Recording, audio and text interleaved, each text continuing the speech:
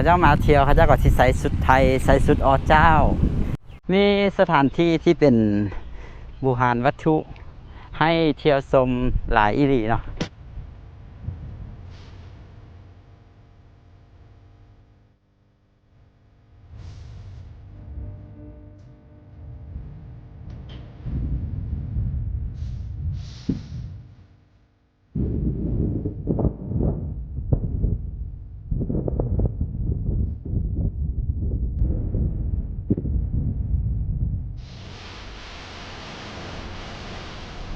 ตอนนี้พวกเรากำลังจะเดินทางไปที่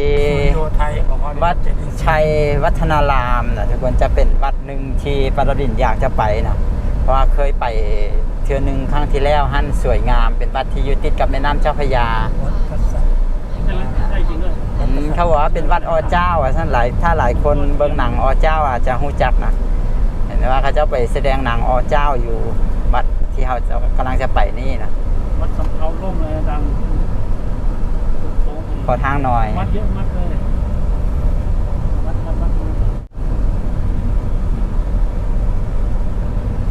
ดตองปูวัดชัยวัฒนารามชื่อวัดอ่านไม่ทันอันนี้จะเป็นขัวข้ามแม่น้ำเจ้าพระยานะใช่หรือเปล่าเจ้าพระยาหรือเปล่าอาจจะไม่ใช่ต้องดูกันนะว่าแม่น้ำเจ้าพระยาน่าจะใช่แหละแม่น้ำเจ้าพระยาครับต้องดูครับดูให้ดีแต่กรุงเทพมันใหญ่มากเลยนี่นะมันรวมกันหลายสายในนี้มันมีหลายแม่น้ำนะมันมีแม่น้ำน้อยมีแม่น้ำป่าสักอ๋อครับแม่น้ำเจ้าพระยามีคำว่าในนี้นะมีวัดไก่เตี้ยวัดชัยวัฒนารามวัดชัยสลาย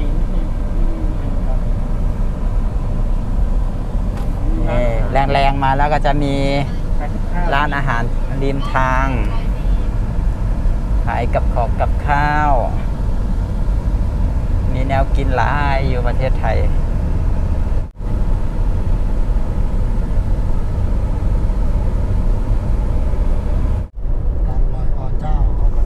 ตามรอยอเจ้า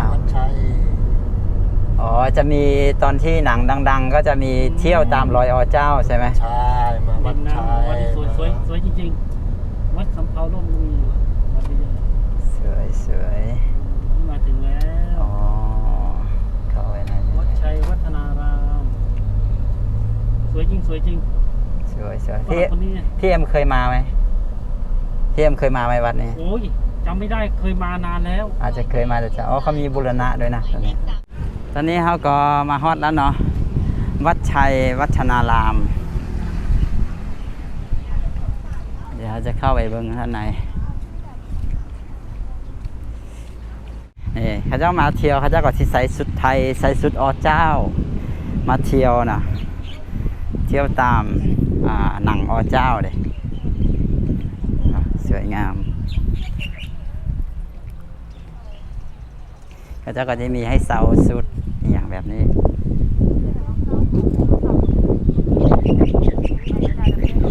ขอเดินหน่อยนะครับ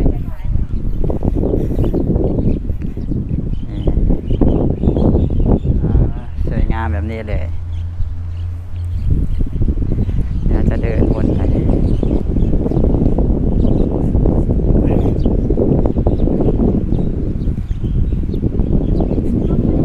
เขาจะมีบูรณะอยู่ทุกคน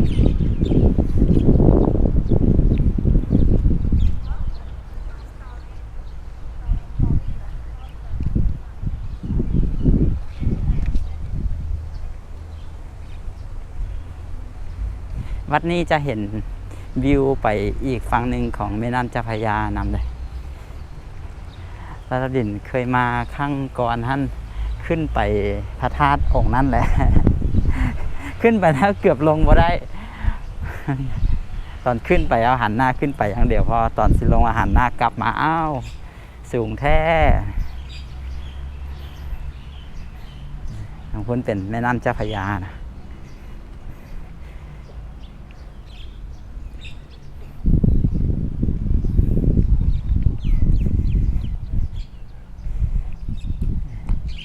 ตอนนี้คิดว่าเพิ่นบ่ให้ขึ้นไปแล้วนะเพิ่นเห็นเพิ่นนี่ตั้งป้ายห้ามขึ้นไป เมื่อก่อนนั้นเพิ่นบ่ได้ห้ามก็เลยขึ้นไปได้สวยงามเลย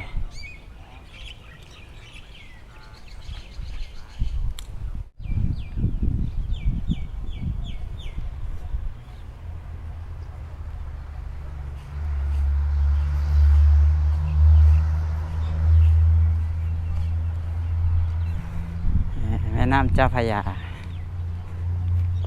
มีสถานที่ที่เป็นโบราณวัตถุ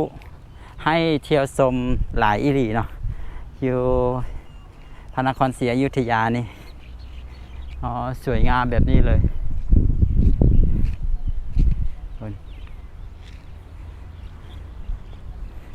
สวยงามสวยงาม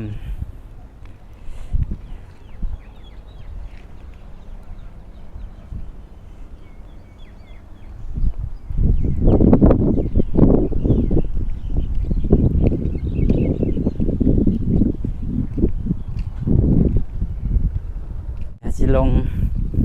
ไปทางพุ่นกันแล้วก็ถ่ายขึ้นมาน่าจะงาม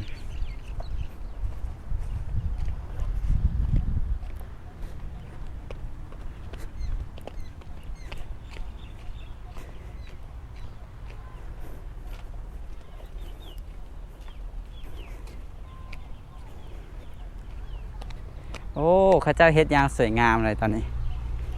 อันนี้น่าจะเป็นเรือข้ามฟากเหรอหรือว่าเรือสามารถบริการนักท่องเที่ยวขี่ลองขึ้นแม่น้ำเจ้าพระยาอย่างนี้เมื่อก่อนปราดินมาไม่ได้เป็นแบบนี้เลยยังแถวนี้ยังเป็นธรรมชาติไม่ได้มีเป็นทางอย่างแบบนี้แต่ตอนนี้เพิ่นเฮ็ดอย่างสวยงามเลย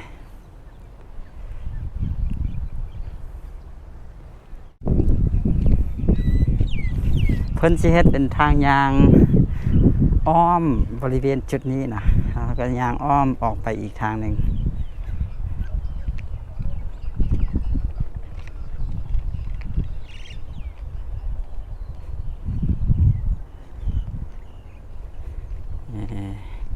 เฮ็ดเป็นทางยางสวยงามเลย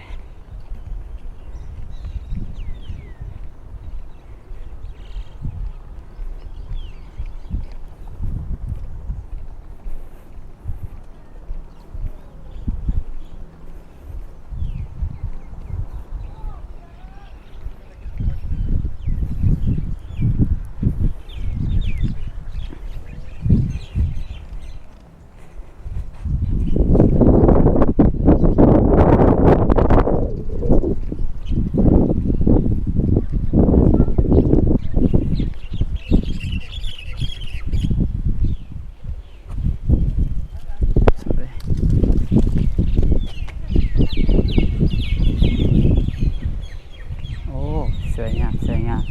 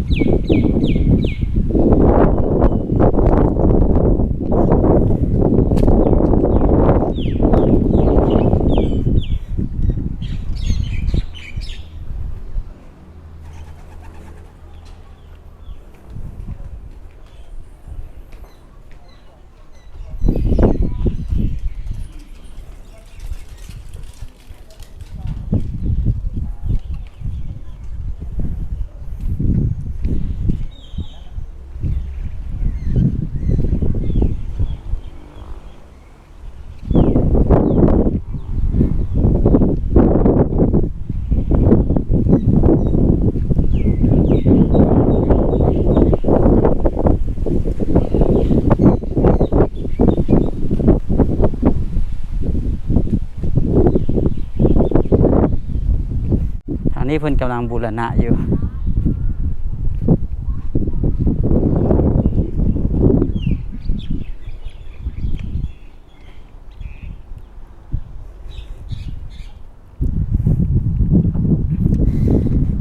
ก็สวยงามอีหลีนะทุกคนทริปนี้ก็คุ้มอีหลีนะเป็นการเดินทางมาทางจังหวัดพระนครศรีอยุธยาด้วยการขี่แท็กซี่มาเนาะแล้วก็เข้าไปเที่ยวชมมหาวิทยาลัยมหาจุฬาลงกรณราชวิทยาลัยซึ่งเป็นมหาวิทยาลัยที่ปรดินเคยเรียนอยู่ที่ประเทศไทยแล้วก็พวกเราเมารถมาเนาะเมาเป็นมือมาก็มือละ 2,000 บาทนะ มื้อละ 2,000 บาทแล้วก็